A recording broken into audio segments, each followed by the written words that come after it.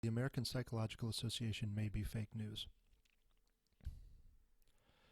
You may recall I did a video on this American Psychological Association recommendation for men, how men should be studied, how care providers should interact with men. There were existing standards for women's care and girls' care, but these guidelines for men and boys are the first ever guidelines for such practice.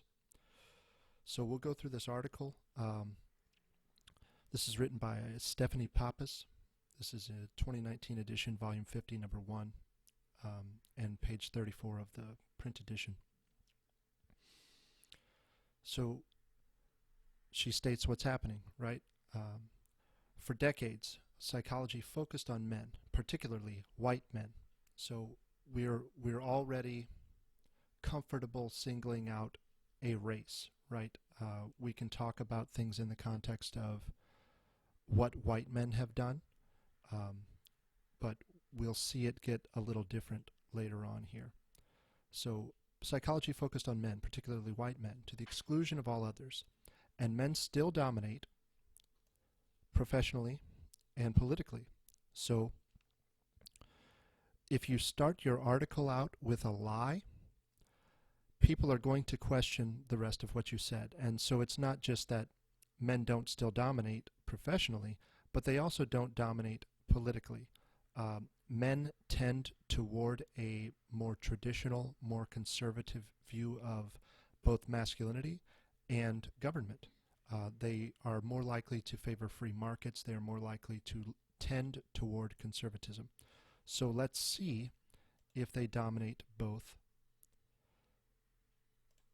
professionally and politically. So the demographics of the U.S. psychology workforce, findings from the American Community Survey by the APA. So I'm citing your study to contradict what it is that you're saying. Let's go down here to the executive summary. A lot of times you can find pretty useful information in these executive summaries. So they state what it is, who built it, et cetera, and they give some bullet points. And literally the second bullet point in the executive summary contradicts your first claim. The gender gap in the psychology workforce has widened. Oh shit, gender gap. More females and fewer males have been entering the psychology workforce. In 2013, for every male active psychologist, there were 2.1 female active psychologists in the workforce. The gender gap was even wider for racial and ethnic minority groups. Okay, so they don't dominate professionally. One of your opening statements is blatantly a lie, and it's contradicted by your own organization, the APA. Okay, good try there. What about politically? Let's have a look at the political leanings of psychologists. As I've said, and the evidence supports, men tend toward conservatism while women tend toward socialism. It's somewhat built in, and these are generalities, obviously, but we tend in those directions. All right, so this is from Sage Journals, Perspectives on Psychological Science. Name of the study, Political Diversity in Social and Personality Psychology by Joel Inbar and Joris Lammers, September 5th, 2012. So it's not as if this author didn't see this. Again, APA, this is a published study. A lack of political diversity in psychology is said to lead to a number of pernicious outcomes, including biased research and active discrimination against conservatives. Discrimination against conservatives. I've never heard of that before. We surveyed 800 social and personality psychologists and discovered several interesting facts. First, although only 6% described themselves as conservative overall, there was more diversity of political opinion on economic issues and foreign policy. Okay, there's a lot of variance on economic issues and foreign policy. Those tend toward your level of awareness of what foreign policy is and what the United States foreign policy is specifically, and your opinion on economic issues is likely to reflect your socioeconomic standing. Makes sense? Second, respondents significantly underestimated the proportion of conservatives among their colleagues. Third, Conservatives fear negative consequences of revealing their political beliefs to their colleagues. Finally, they are right to do so. In decisions ranging from paper reviews to hiring, many social and personality psychologists said they would discriminate against openly conservative colleagues. The more liberal respondents were, the more they said they would discriminate. Okay, so men are outnumbered more than 2 to 1 in psychology. Conservatives are so overwhelmed within psychology that liberal psychologists are comfortable stating factually that they would openly discriminate against conservatives. And, as I've already stated, men are more likely to be conservative. So you have a majority discriminating openly against a minority within a field. And then you have authors summarizing this APA study, stating not just one, but 2 lies about the organization, unapologetically. Men still dominate professionally. No, they don't. It's 2 to 1. And politically. No, it isn't. They're actually actively and openly discriminated against, according to a study published by, you guessed it, you guys. Okay, moving on. Something is amiss for men. Men commit 90% of homicides in the United States and represent 77% of homicide victims. They're the demographic group most at risk of being victimized by violent crime. They're 3.5 times more likely than women to die by suicide, and their life expectancy is 4.9 years shorter than women's. Boys are far more likely to be diagnosed with ADHD than girls, and they face harsher punishments in school, especially boys of color. So that's an interesting statement to put at the end of that line, especially boys of color. Because what they mean when they say men commit 90% of homicides in the United States and represent 77% of homicide victims, more likely to be victimized, more likely to die by suicide, etc., etc., etc., is black men. They mean black men, and specifically black men between the ages of 18 and 24. Okay? So why not just say that? Why say men generally, but then specify when you're talking about someone being marginalized in school that they're boys of color?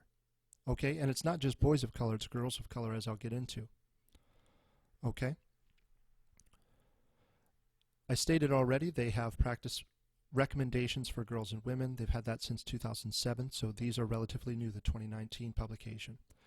They talk about the needs of men. Prior to the second wave feminist movement in the 1960s, all psychology was the psychology of men. Most studies were done on white men and boys who stood in as proxies for humans as a whole. Okay, so who was doing this research?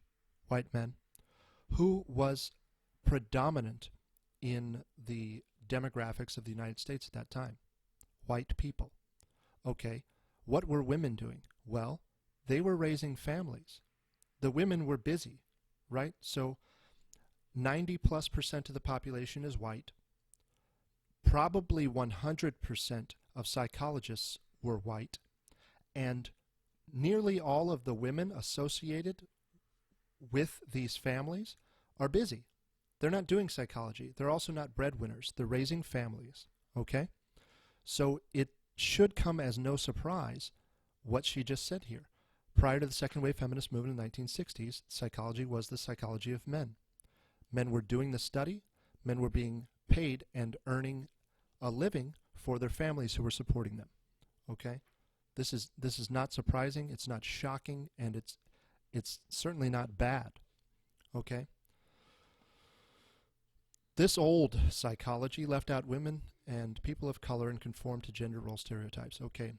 Just as you left out the men of color you were talking about when you represented all people as equally responsible for the homicide statistics in the United States. She gives a definition of masculinity that is not shared with the study. It's paraphrasing, obviously.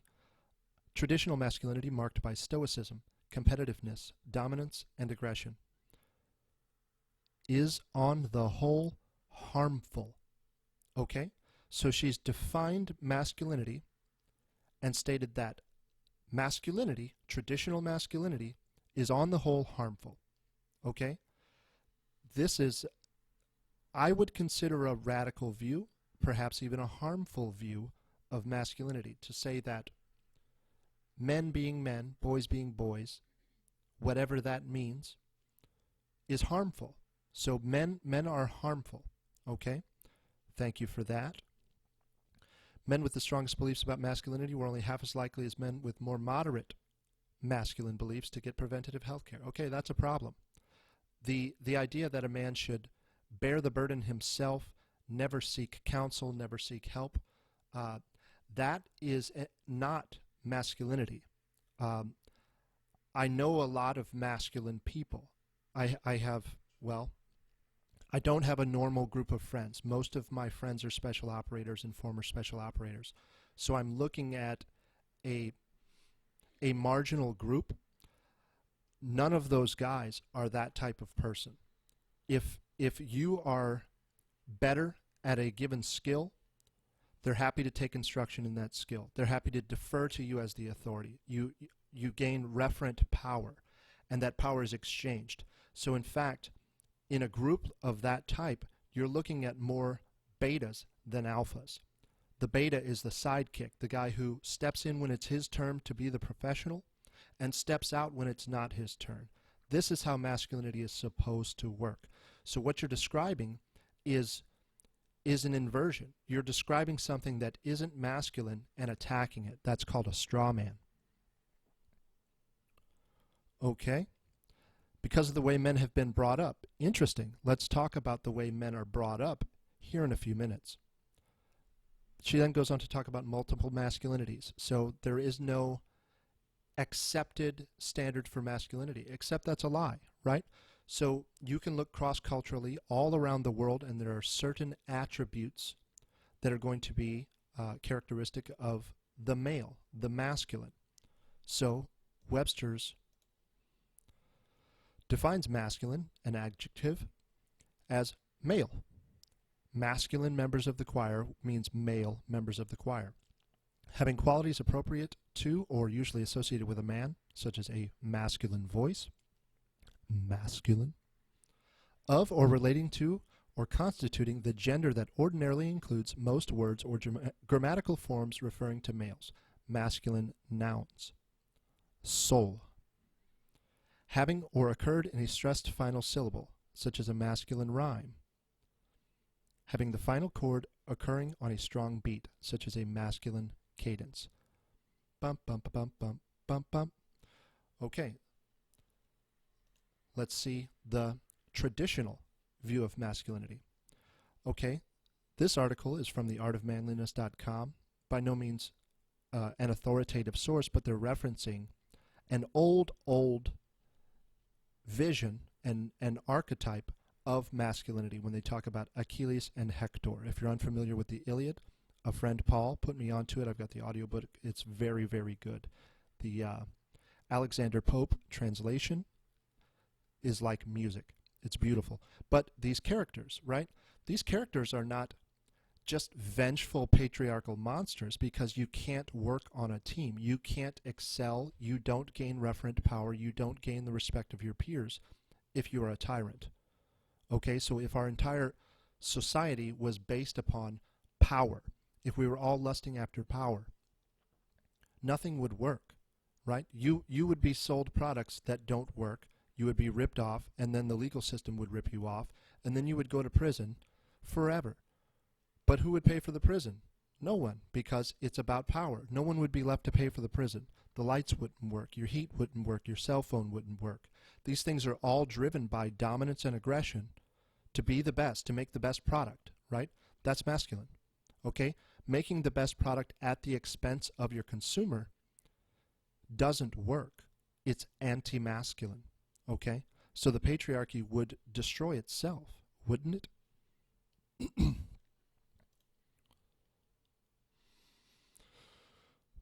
Visions of masculinity summon up the image of a closed-mouthed cowboy a la John Wayne, though John Wayne, I suspect, had a softer side. I need to poll some friends and family who know more about those westerns.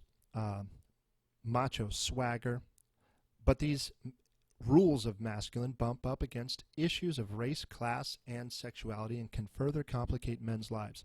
So, The argument commonly made here is that Hector and Achilles can't be masculine role models. Why?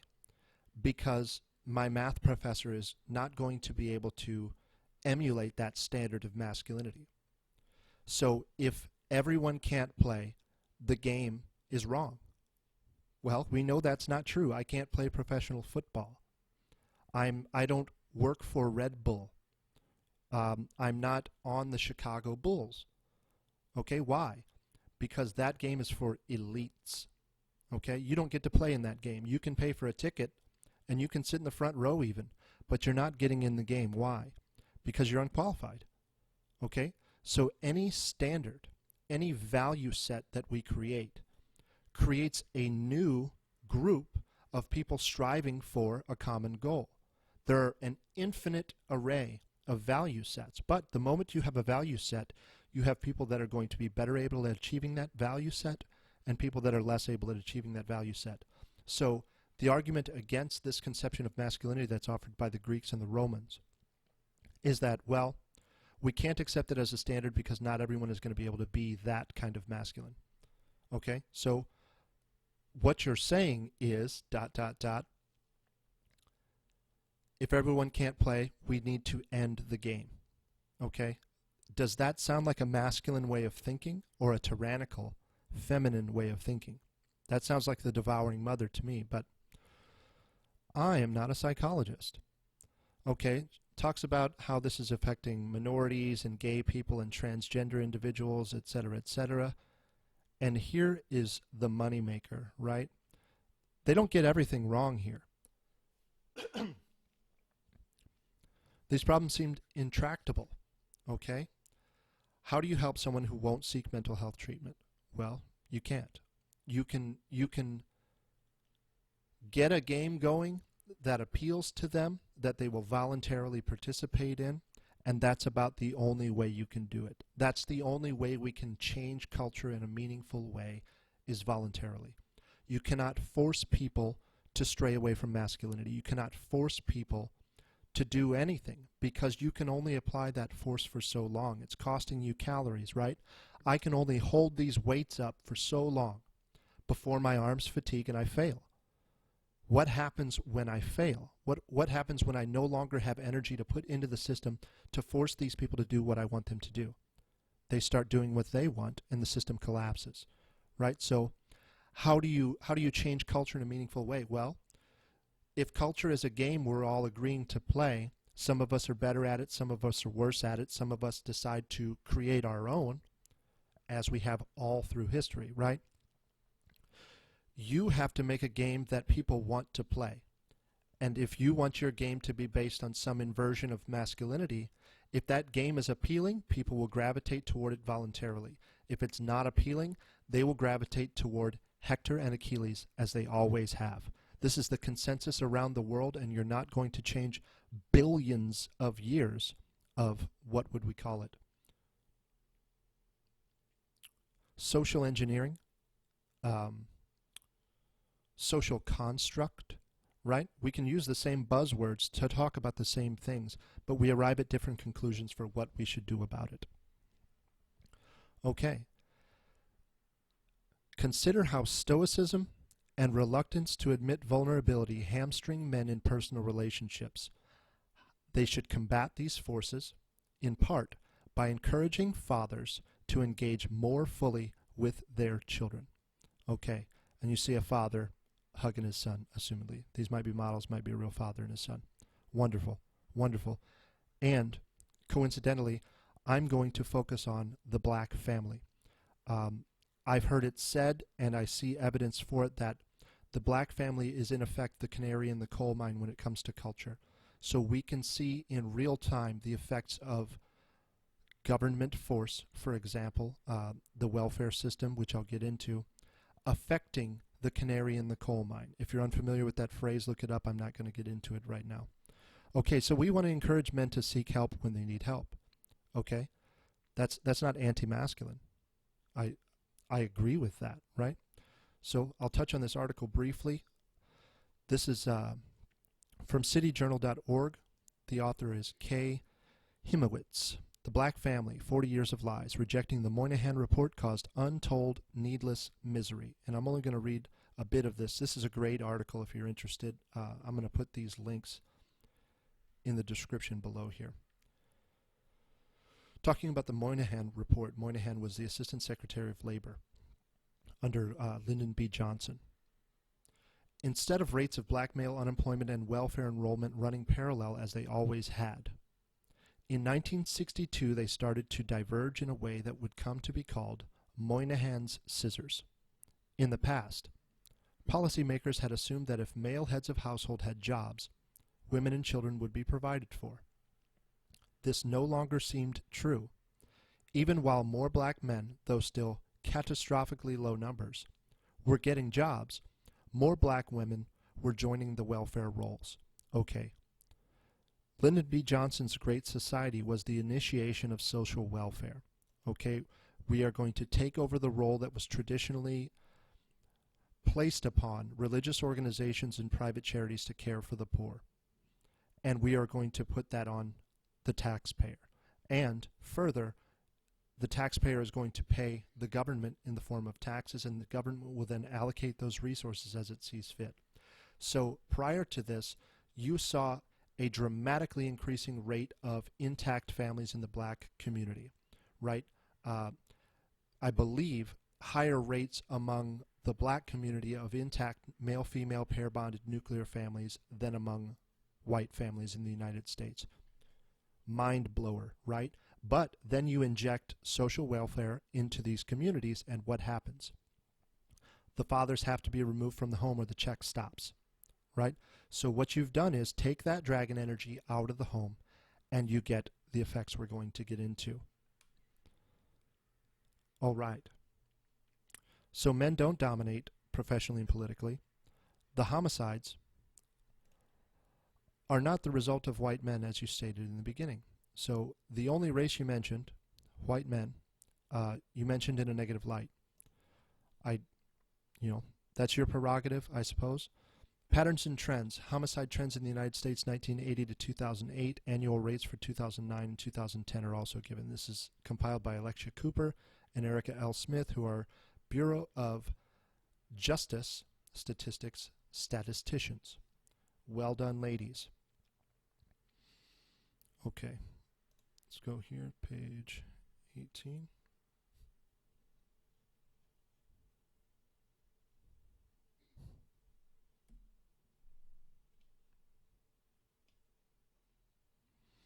Okay.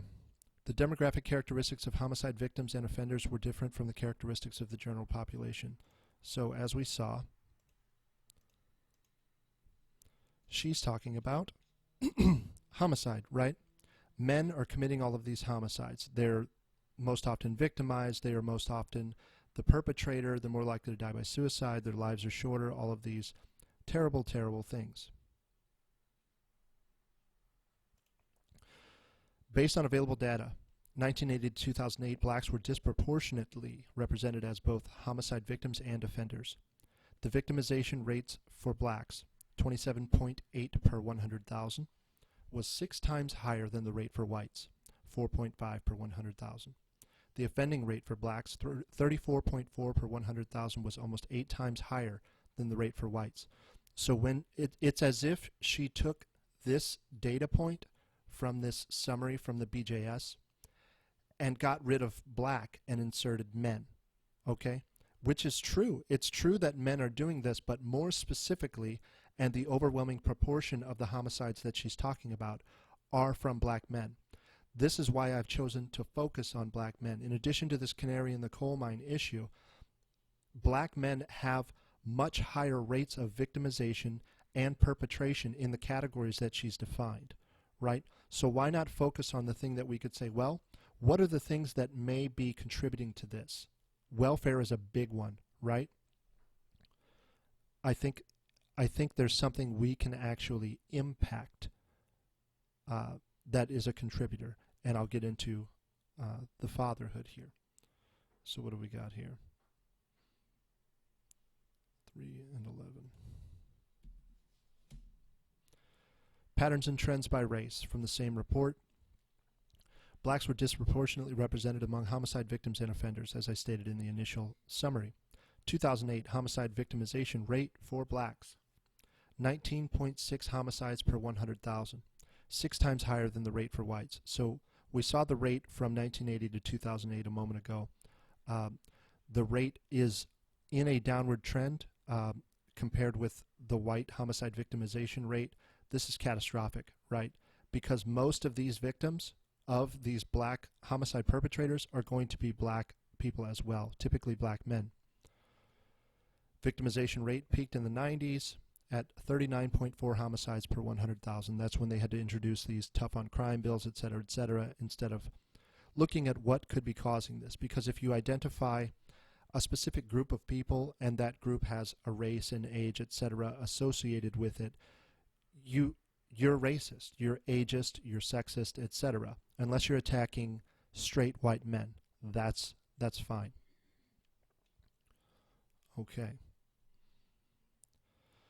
Black victims overrepresented in homicides involving drugs, 62.1% of all drug-related homicides involving black victims. By comparison, 36.9% of drug-related homicide victims were white and 1% were victims of other races. So when they talk about black, white, and other races here, anyone who is Hispanic, Mexican, Latin, etc., is classified as white. So when you're looking at these numbers, we're not seeing the third category that is Hispanic.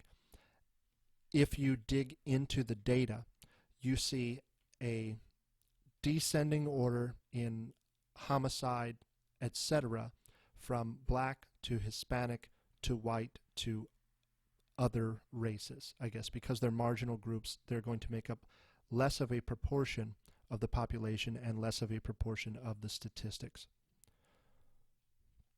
Okay, so we're looking here at homicide type by race 1980 to 2008, and we're putting up some big numbers here, black folks. 59.9% of felony murders were committed by black offenders. 56.9% of gun homicide is committed by black offenders. Okay, so that's not good. Most murders are intraracial. I'm sorry. So white people typically kill white people, black people typically kill black people. Of interracial murders, almost 90% are black on white. It's the same way with rape, something like 30,000 to 1. So the number of black men who rape white women is many, many times higher, something like 30,000 times higher than the rate at which white men rape black women. It's truly tragic. And so we're looking at stranger homicides here by the race of the offender. I'm going to breeze through these charts. There was something else I wanted to get to in here. Okay. So these are trends by age, sex, and race. 2008, black males 18 to 24 years old had the highest homicide victimization rate, 91.1 homicides per 100,000. So we're comparing that to, let's say, in the mid-90s, black crime generally peaked at 39.9 per 100,000, right? So here we are seeing a rate of 91.1 homicides per 100,000 black men between the ages of 18 and 24 years old. Holy shit, right? So what's happening with these guys? Why are these young men engaged in crime? Why are they engaged in these homicides? Why are they unable to check their aggression? Which I think, okay, I agree with the psychologists that unchecked aggression is a bad thing. Why are they not unable to check it when others are? Okay, so the masculine role model, the father, that dragon energy that's in the home, that is the example of checking aggression, right? Your testosterone begins to decrease when you're fathering children. You move into the home with children. Your T is dropping. It makes you less aggressive. If you are endlessly aggressive, endlessly tyrannical, etc., the family's going to fall apart, right? So when you see an intact family working, that child is likely to have a positive imprint of a male role model checking his aggression, right? So these generally accepted visions of masculinity from around the country and around the world in a greater sense, one of those attributes is the capacity for violence, the capacity for tremendous violence. But what am I doing? I'm controlling myself. The idea that you have the sword, but you keep the sword sheathed until it's absolutely necessary to draw it. Okay? That's masculine. Waving your sword around, stabbing people and fucking up society and destroying your family and your city, that's not masculine. Okay? So what you're calling masculinity here, again, APA, is crime, right? You're seeing a lack of masculinity and calling it toxic masculinity. It's not masculine at all. It's tyrannical. Okay? Tragic. All right, let's get to the study. So that write-up from that author is a summary of this actual study here. So let's go to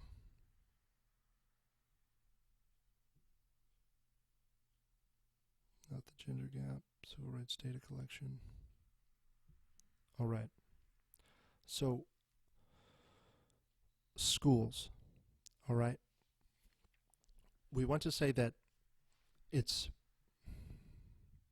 the system that's at fault. I think I've already made the case that it's a combination of the two. You can't eliminate home life. You can't eliminate the lack of a male role model in this, right? You can't just implicate society.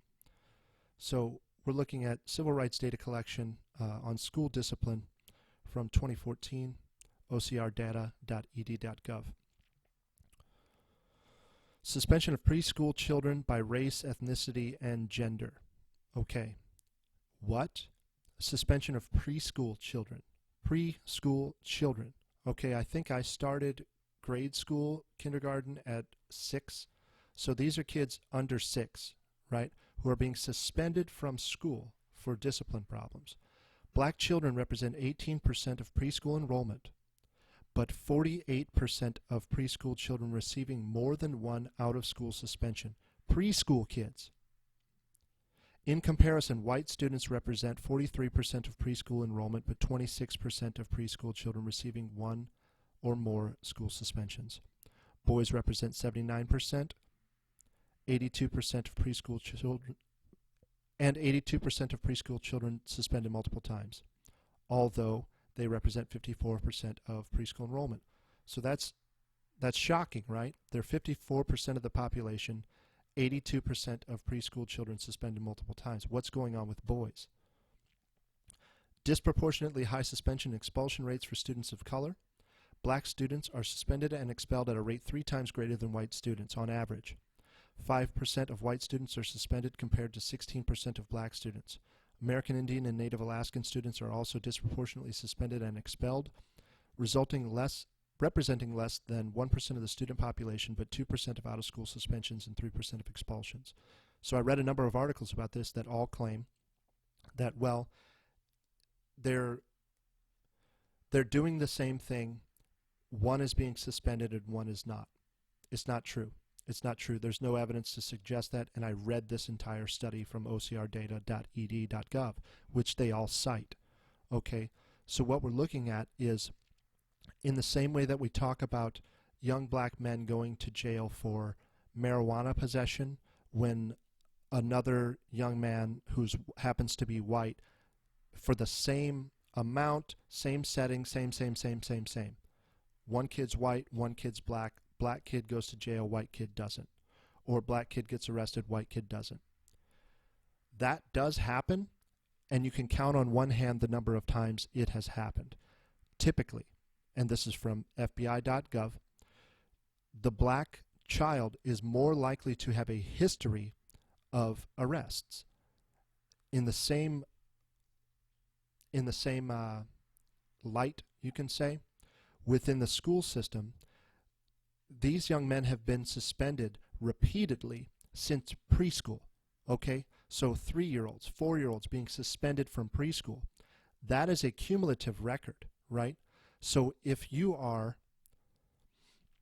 48% of preschool children, if you are a part of that group that is disproportionately engaged in activities that are getting you suspended from school, that's going to be on your record.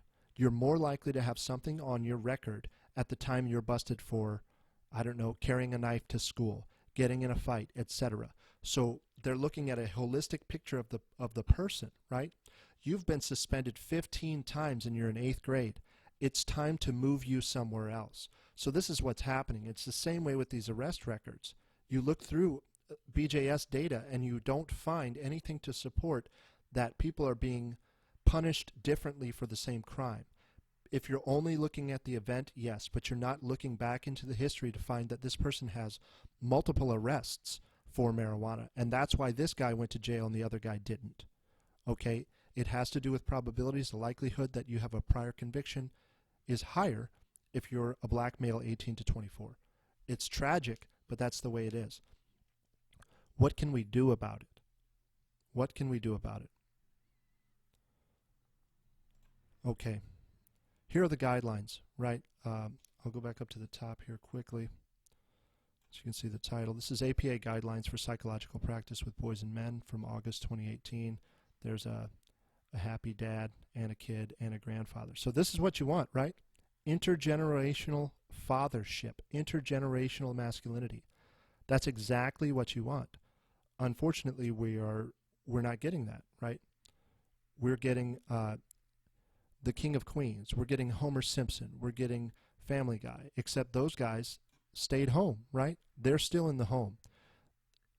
A half-assed dad in the house is better than no dad, right? You're getting some masculine influence, even though it might be a caricature of masculinity, like the bumbling, stupid, incompetent dad that's portrayed on TV, right?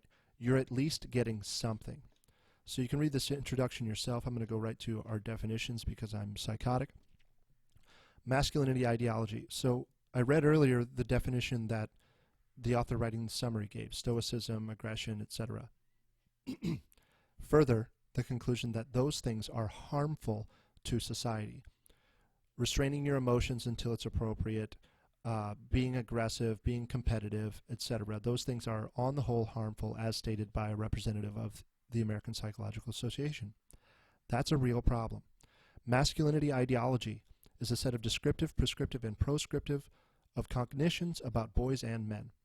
Although there are differences in masculinity ideologies, there is a particular constellation of standards that have held sway over large segments of the population, including anti-femininity, achievement, eschewal of the appearance of weakness, and adventure, risk, and violence. Why violence? Why anti-femininity? I don't think of either of those things when I think of Hector. I don't think of either of those things when I think of Achilles. I don't think of those when I think of Leonidas. I don't think of those things when I think about the kings of Africa or the kings of Greece or the kings of the Macedonian king. I don't think of that when I think of Alexander the Great, that they're just violent, anti-feminine monsters. No. They have wives. They have daughters. They have families. If you're a tyrant, you don't become Alexander the Great, right? So this definition offered by, again, this is the American Psychological Association. 2-to-1 female to male. They perceive that masculinity is violence. Masculinity is anti-femininity. Masculinity is, on the whole, harmful. Are you serious?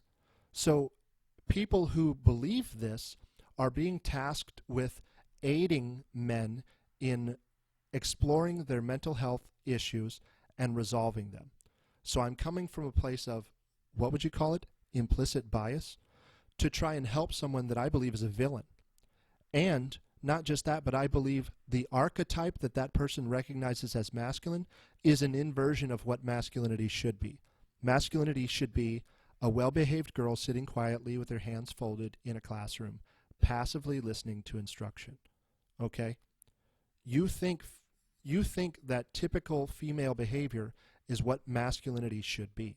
This is what boys should strive toward. Okay, that's psychotic. They define oppression, privilege, practice, yada, yada, yada, all this bullshit. So let's get to the guidelines. Practice guidelines.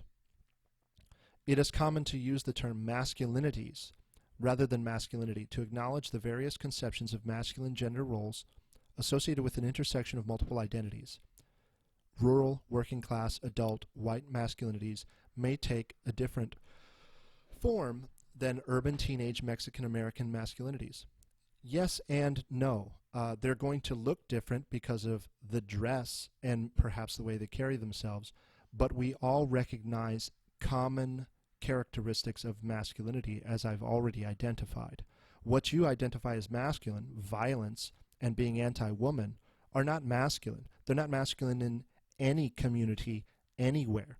So this fantasy that you have because maybe a guy cheated on you, you should not be projecting onto patients or projecting onto the APA, which is the governing standard, right, for psychology. You want to help with mental health, but you have people who haven't resolved their own shit trying to treat others and trying to teach people to treat others. That's insanity. Dominant masculinity was historically predicated on the exclusion of men who were not white. Heterosexual, cisgender, able-bodied, and privileged. Yeah. No kid wants to become someone in a wheelchair. No kid wants to become a retarded person. No kid wants to become a cuckold. No kid wants to be murdered or commit suicide or be confused about their gender. No one wants that. No one wants that for their friends. No one wants it for their family. No one wants it for themselves, right? So why? Let's look at, I think we'll get to it, but in the gay community, right? Gay men, by and large, do not want partners who are overly effeminate, right? They want masculine men. Okay, why? Why?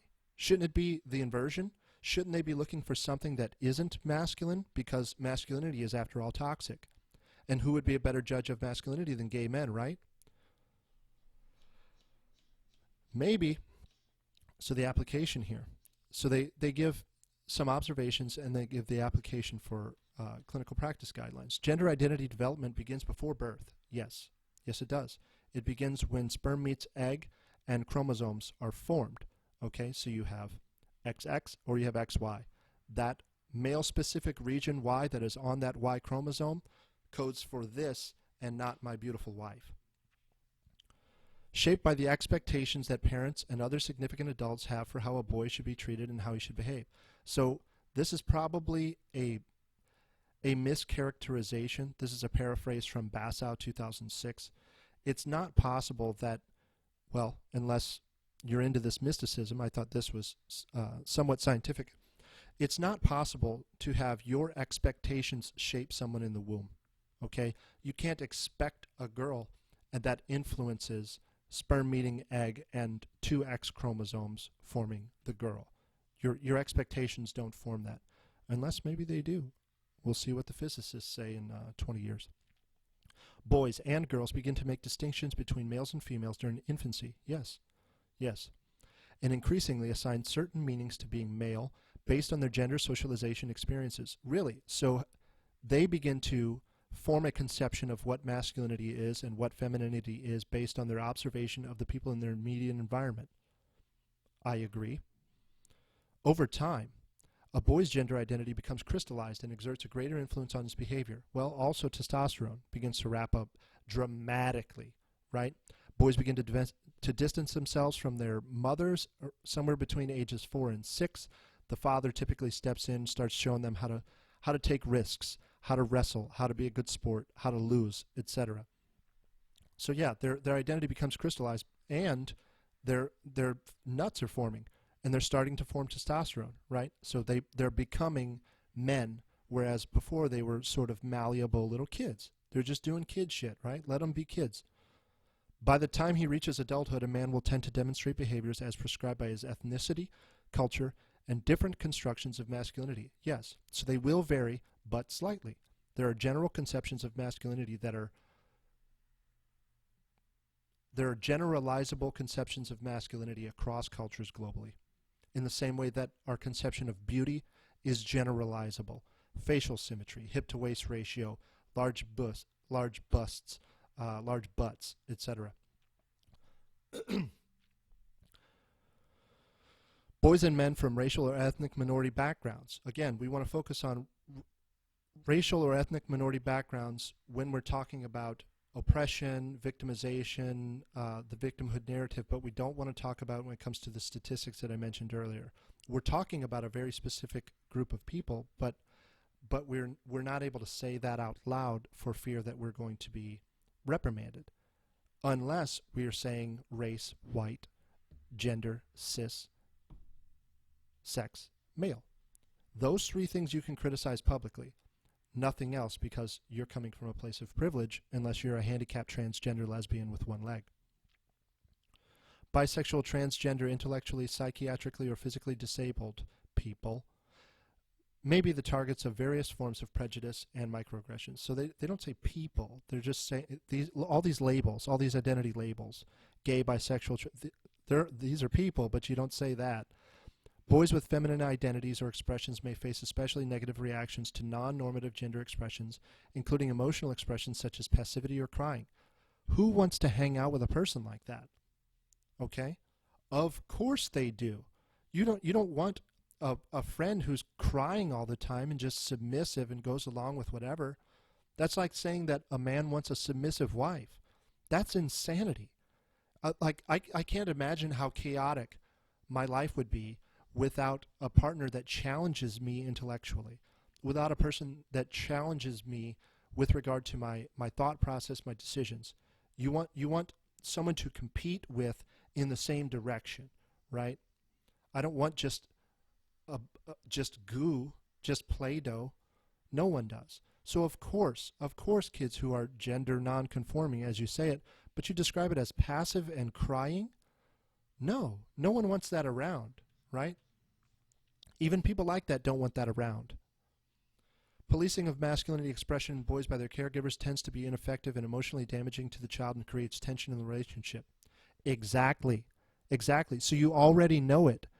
And what you're saying is, well, we need to put our kids in dresses so that they can explore their femininity, right? No, stop doing that shit. Let your kid grow. Answer questions that they have. Be a role model. Allow your wife or partner to be a role model. Do what you can to present both aspects of this spectrum that is masculine femininity, right? It's one thing. We're all somewhere on this spectrum. They're not in opposition to one another as you're framing it. This isn't a binary. So they identify Asian Americans, African Americans, refugee and immigrant Americans. No, refugee and immigrant boys, right? They have different cultures, different experiences. Some minority males avoid identifying with their cultural heritage. That's interesting. What if you're white and you want to identify with your cultural heritage? Is that okay? Could you say white pride? Could you say white power? Okay. You could say Latino power. You could be a member of La Raza and sit in the U.S. Congress. Okay. So anything, again, other than white, male, and straight is permissible in this identity politics realm where victimhood is virtue. They then blame high blood pressure, prostate cancer, and cardiovascular disease and stroke on the painful experiences associated with becoming the target of racism and inequality. Racism and inequality are not responsible for African American men having high blood pressure, prostate cancer, cardiovascular disease, and stroke. An insane person is writing this, and this is the standard. Okay? Madness. Just madness. They also talk about John Henryism, which I'll touch briefly here. So this, I hate to use the word debunked, but this is widely debunked. These were hypotheses that this guy formed, James, that were demonstrably false. Okay? By his own admission, through his own study, these were demonstrably false. What they were saying was black men have a tendency to just work harder than everyone else, and by overworking themselves, they are getting cardiovascular disease, and pushing themselves into an early grave. It's based on a story about John Henry, the steel-driving man, right? You may have read this in grade school, who knows? John Henry went head-to-head with a steam-powered machine that drove railroad spikes and laid railroad track. That was John Henry's job. So he went head-to-head with this machine, he beat it, but then he died. So that's used as an example of what's happening to black men in America, is that they're just working too hard, and that's what's causing these things. But if you look at the data, which I like to do, average hours worked, so we'll go down here to, where are we at? Black men, hours worked, 42.7 hours for full-time employees. White men, 42.7 hours, full-time employees. I mean, what do you want to say here? So they're not unless they're just working harder than everyone else during those hours that they're working the same amount of hours. So what you're saying about this John Henryism is nonsense. Not only that, but John Henryism, by the person who formed the hypothesis' own admission, is nonsense as well. So good try, but we'll get there. The consequences of fatherlessness. I'm going to come back to this. Let me see if there was anything else in these guidelines I wanted to get into. This is a long study. Psychologists also strive to address the unique relational needs of gay, bisexual, and transgender boys within the family and peer context. Parents and caregivers of sexual and minority children, particularly fathers and male caregivers, may benefit from education about the psychology of masculinities.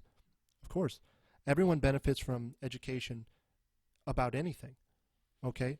But if that education you're offering them is false and it's based upon your own bias as a woman who has been wronged in the field of psychology, professing that all masculinity is actually terrifying and terrible and harmful for society, you're going to damage these children. They are going to believe that something within them is wrong, that they are implicitly harmful. And when you have a 27%, 28% suicide rate among that population already, the last thing you want these people to do is feel guilty about who they are. For instance, most boys are taught from an early age that they will suffer negative consequences for violating masculine role norms. Yeah, perhaps. If negative consequences mean you're going to be marginalized from your peer group, yeah, you're going to have to find a peer group that is focused on something that you are also focused on. If you're not interested in playing soccer, why would you hang out with the guys who play soccer?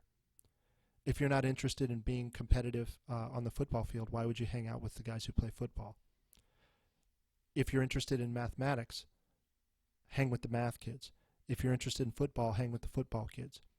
Don't be afraid to dabble in each, but if you start to get into, let's say, theater, you are going to have a difficult time relating to the guys who are playing football because they don't give a fuck about the theater.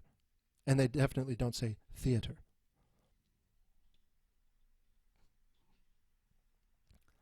Men who rigidly adhere to sexist patriarchal masculine norms also tend to endorse and commit higher levels of intimate partner violence and sexual violence toward women. Whoa, whoa, whoa, whoa. Men, right? Men who do this stuff commit sexual violence toward their intimate partners and women. Okay, let's fact check that one too. Why not?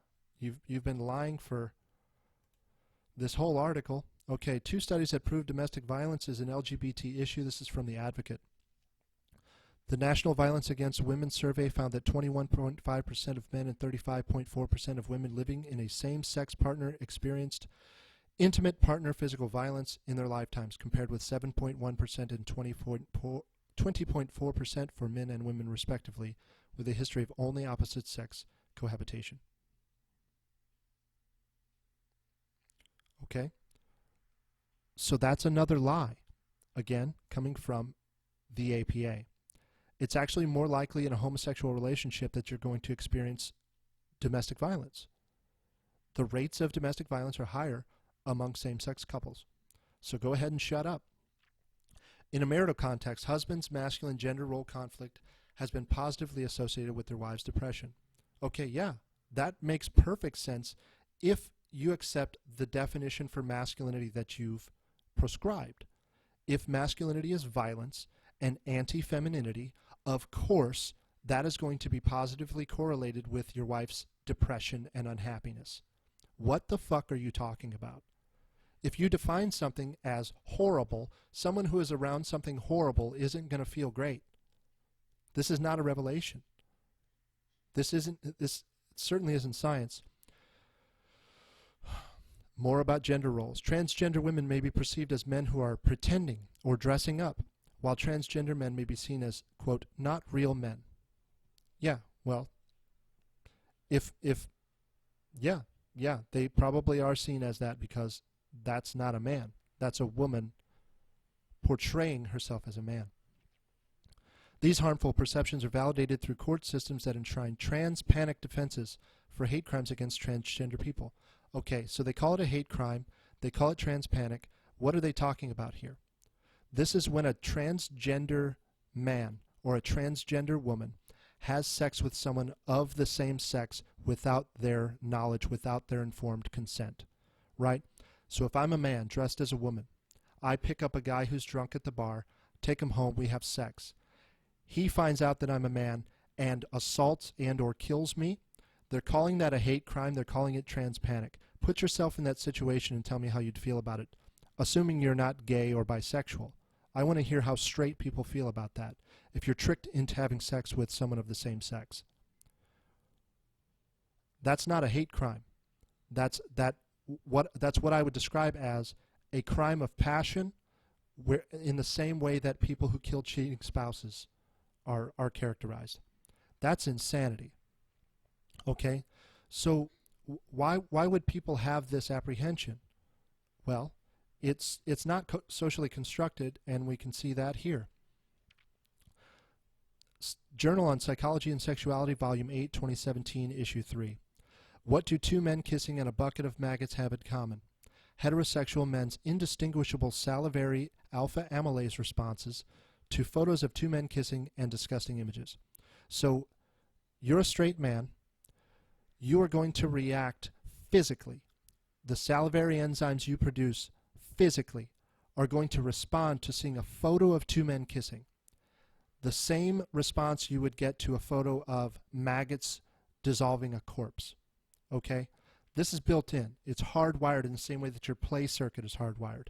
In the same way that your reward risk system, in the same way that your aversion to pain, that your gravitation toward pleasure, these things are hardwired in.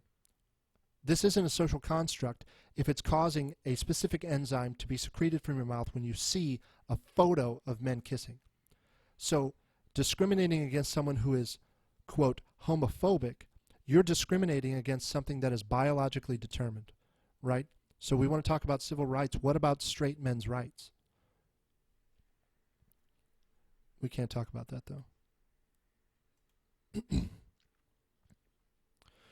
Although there is tremendous social and cultural diversity inherent in parenting approaches, some boys are socialized from an early age to avoid intimacy and deep connections with others. Perhaps that's true, and that's bad. We should take action to correct that. People should not fear intimacy. People should not fear being open and expressive with their emotions, unless they're at work, unless they're about to enter a room with a team of killers, unless they're about to, I don't know, enter a soccer game, unless they're about to give a presentation. You can't just start crying in the middle of a presentation. You're going to be fired, right? We all understand that. But what you're saying is that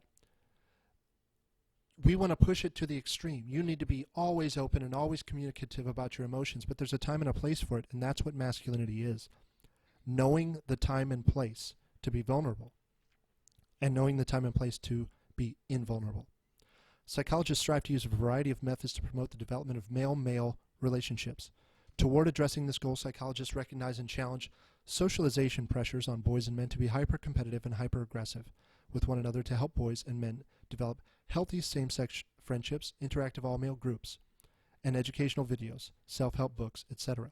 So you may or may not know this.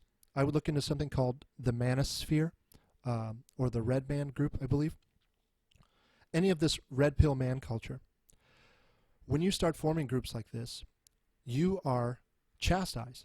You are called bigots, you are called sexist, you are called patriarchs, you are called any number of things.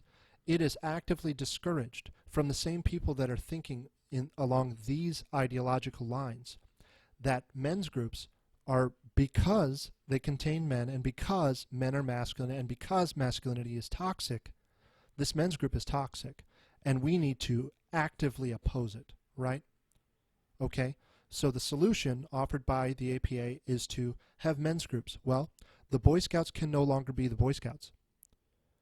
Special operations teams of men can no longer be just men. We have to integrate women. We have to get women onto these SF teams. We have to get women into the Boy Scouts. We'll go so far as to reduce the standards for these SF teams to get women in because they're not men.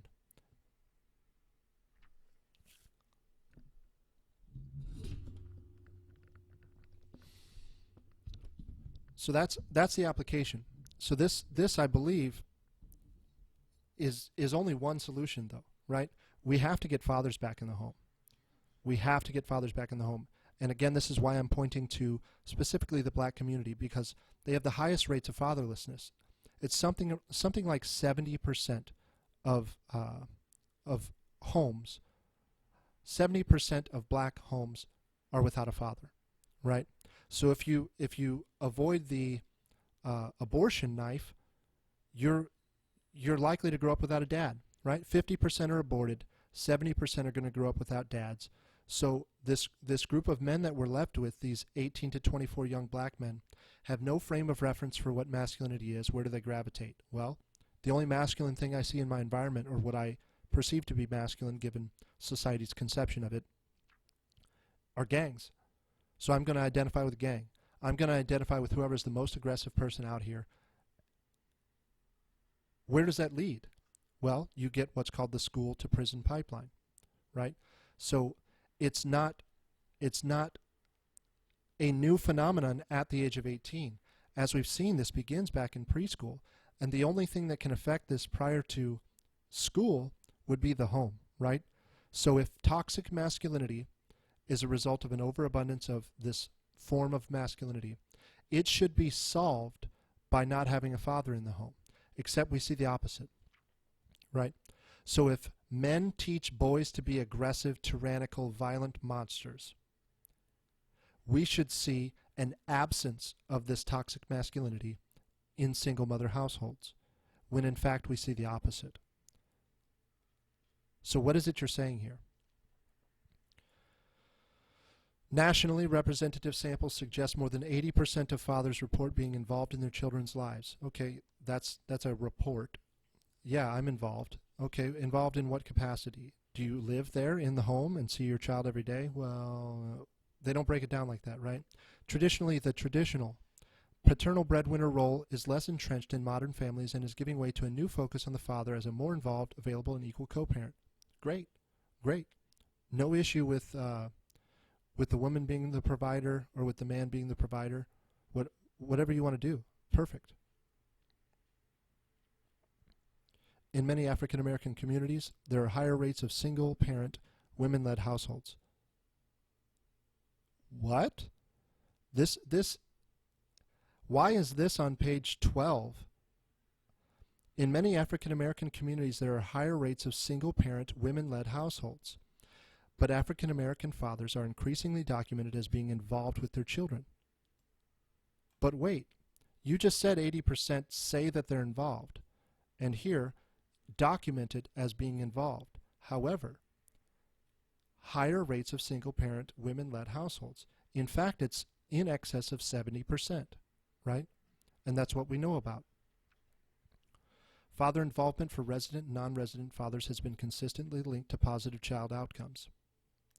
Longitudinal studies continue to support early findings of the positive influences father involvement has on children's behavioral, psychological, cognitive, and financial stability. Okay, so having dads is good, right? Not having dads appears to be bad, right? That's not to say that some women don't do a great job. Some women are excellent mothers and manage the best they can without having an additional provider and role model in the home. This seems to be the exception to the rule, right? The absence of a father can be directly correlated to criminality, truancy, absence from school and work, tardiness. You can see a lot of the same things correlated that we correlate with IQ, right? The higher your IQ, the more likely you are to have and hold a job. The lower your IQ, the less likely you are to have and hold a job. The lower your IQ, the more likely you are to end in prison. So these things are similar between the IQ distribution and the fatherlessness effect. Okay. Datacenter.kidscount.org. We're looking at children in single-parent families by race in the United States. And so, what do we have here, right? 2008 to 2017, 65%, 67%, 66, 67, 67, 67, 65. This is the percentage of children in single-parent families by race in the United States. So if we compare this to, let's say, blacks are leading the charge here, right? We'll look at, I'll just pick one year, 2008, 65%. Next, we have 50% among the American Indian population. I suspect you're going to see, with regard to the prison population and, let's say, violent crime generally, it's going to go in this order: Black or African American, American Indian, Hispanic or Latino, non-Hispanic white. I'm sorry, 2 or more races is going to be injected in there. I think we can probably omit that. And then Asian or Pacific Islander. Okay? So in that order, you have fatherlessness decreasing. And in that same order, you will see prison, likelihood of imprisonment decreasing. Okay? Consequences of fatherlessness. Fathers.com. Okay, what do we have here? Children in poverty by family structure. Female-headed households. Kabam, right? It sucks to only have one income earner, right? It's devastating. Married couple families. Okay, so we know poverty is not good. No one wants to be poor, and no one wants the stress applied to a single individual of being both the resource provider, nurturer, and both the masculine and feminine role models. Okay? Adolescents living in intact families are less likely to engage in delinquency than their peers living in non-intact families. Compared to peers in intact families, adolescents in single-parent families and step-families were more likely to engage in delinquency. This relationship appeared to be operating through differences in family processes, parental involvement, supervision, monitoring, and parent-child closeness between intact and non-intact families. They give you a source for that as well. So it seems obvious to anyone who's thinking about it not through one of these social justice lenses. I know where your head's at and where your heart's at, and I agree with both of those. You want these things to improve. But you have to acknowledge the reality, and you have to acknowledge the proximal causes to the problem you've identified. You can't externalize the problem and say, well, it's the Hispanic man's fault that the white man can't get a job because he won't work for the low wages. Some bullshit like that. Be as racist as you want. Externalize all you want. If you refuse to acknowledge data, if you refuse to acknowledge reality, all you're going to do is talk. You just talk and talk and talk endlessly, and you virtue signal and you posture as if you're a good person. But good people don't ignore the solution to the problem they've identified. They identify the problem, they identify the proximal causes, and then they see what they can do about those proximal causes. How can we encourage men to form men's groups? How can we encourage men to stay in the home if we have a welfare system that pushes them out of the home, and we have a culture that is actively against men forming groups within group preference. Madness. It's madness, folks. I believe that's all I have for you guys. I hope this was informative, and please share it if you like. We'll see you.